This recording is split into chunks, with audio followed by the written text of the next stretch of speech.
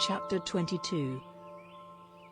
Now after these things, God put Abraham to the test, and said to him, Abraham. And he said, Here am I. And he said to him, Take your son, your dearly loved only son Isaac, and go to the land of Moriah and give him as a burnt offering on one of the mountains of which I will give you knowledge. And Abraham got up early in the morning, and made ready his ass, and took with him 2 of his young men and Isaac, his son, and after the wood for the burnt offering had been cut, he went on his way to the place of which God had given him word. And on the 3rd day, Abraham, lifting up his eyes, saw the place a long way off. Then he said to his young men, Keep here with the ass, and I and the boy will go on and give worship and come back again to you. And Abraham put the wood for the burnt offering on his son's back, and he himself took the fire and the knife in his hand, and the 2 of them went on together.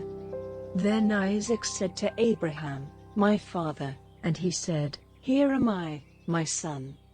And he said, We have wood and fire here, but where is the lamb for the burnt offering? And Abraham said, God himself will give the lamb for the burnt offering. So they went on together. And they came to the place of which God had given him knowledge, and there Abraham made the altar and put the wood in place on it. And having made tight the bands round Isaac his son, he put him on the wood on the altar.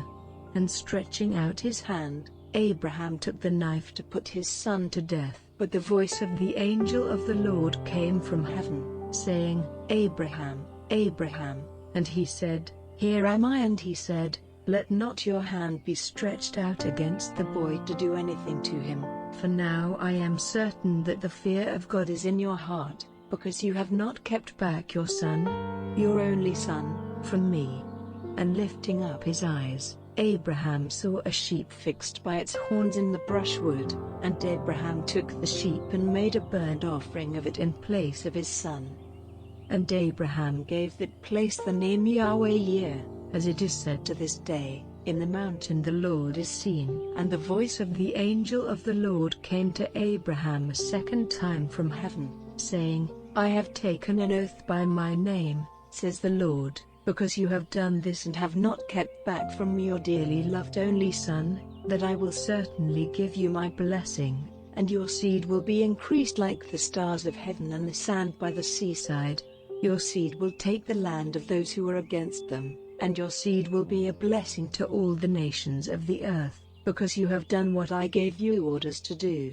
Then Abraham went back to his young men, and they went together to Beersheba, the place where Abraham was living. After these things, Abraham had news that Milcah, the wife of his brother Nahor, had given birth to children, Uz the oldest, and Buz his brother, and Kemuel, the father of Aram, and Chest and Hazo and Pildash and Jidlaph and Bethuel. Bethuel was the father of Rebekah. These 8 were the children of Milcah and Nahor, Abraham's brother.